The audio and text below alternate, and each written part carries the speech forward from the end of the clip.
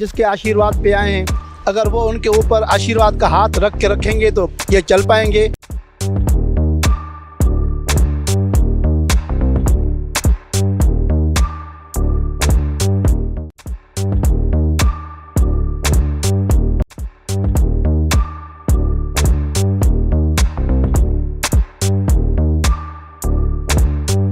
बिस्मिल्लाहिर्रहमानिर्रहीम, अस्सलाम वालेकुम।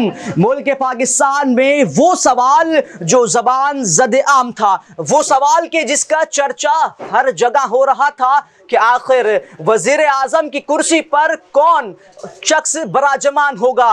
मुकाबला था पाकिस्तान तहरीक इंसाफ के हिमायत याफ्ता आज़ाद उम्मीदवारों के दरमियान और पाकिस्तान पीपल्स पार्टी, मुस्लिम लीग नून, MQM पाकिस्तान और दीगर सियासी जमातों के दरमियान दांव पे चल रहे थे। सवाल हो रहा था कि क्या साबिक सदर ज़रदारी जो है वो आज़ाद उम्मीदवारों को खरीद कर अपनी हुकूमत बना पाएंगे या फिर नहीं, क्योंकि इंतखाबात 2024 के अंदर किसी भी एक सियासी जमात को वाज़ेह अक्सरियत हासिल नहीं थी। पाकिस्तान तहरीक इंसाफ ये दावा कर रही थी कि जनाब इलेक्शन के मुताबिक हमने अक्सरियत हासिल की है, लेकिन वहीं दूसरी जानिब मुस्लिम लीग नून और पाकिस्तान पीपल्स पार्टी और बाकी इत्तेहादी जमातें ये दावा कर रही थी कि जनाब हुकूमत हम बनाएंगे क्योंकि नंबर्स हमारे पूरे हैं। एक मरतबा फिर मेला सजाया गया कौमी असम्बली के अंदर और इस बार सवाल था कि कौन वजीर आजम बनेगा,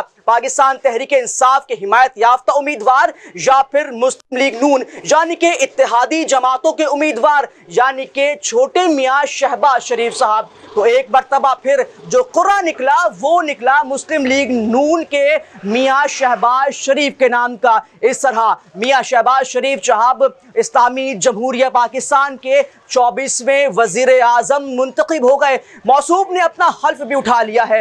अब सवाल जो गर्दिश कर रहे हैं वो सवालात ये हैं कि क्या मुस्लिम लीग नून यानी कि इत्तेहादी जमातें मिलकर इस महंगाई को कंट्रोल कर पाएंगी कि जबकि अब से कुछ दिन बाद IMF के पास जाना है एक किस्त के लिए। मुल्क की सूरत हाल इंतहाई खतरनाक दिखाई दे रही है, मुआशी बहरान सर उठा रहा है, रोजी रोजगार के मौके ना होने के बराबर है। ऐसे में आवाम क्या समझती है? आवाम समझती है क्या इस मर्तबा जो सीट पर बैठे वजीर आजम है यानी कि छोटे मियाँ वो महंगाई को कंट्रोल कर पाएंगे या फिर नहीं, मुल्क में बेरोजगारी को खत्म कर पाएंगे या फिर नहीं। सवालात बहुत सारे हैं लेकिन जवाबात कोई देने को तैयार नहीं है। मुल्क की सियासत की बात की जाए तो पिछले 2 सालों से हम ये देख रहे हैं कि तानो तशन की सियासत चल रही है।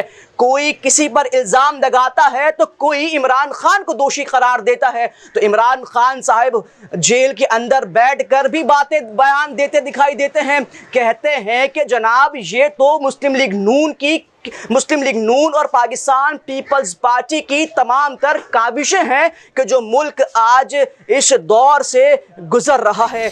मेरे भाई इससे पहले 16 महीने की हुकूमत इन्हीं की थी और उसमें क्या हुआ है कि सिर्फ आवाम का बेड़ा गर्क हुआ है और इन दोनों को लानतें ही पड़ी हैं और इस दफ़ा भी इनके साथ ऐसा ही होगा।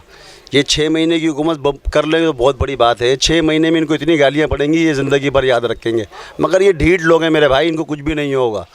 इन्होंने कभी ना इससे पहले आवाम का सोचा है ना इन्होंने अब आवाम का सोचेंगे। ये पहले भी सिर्फ अपने लिए आए थे और ये अब भी अपने ही लिए आए, समझ में आ गई नहीं।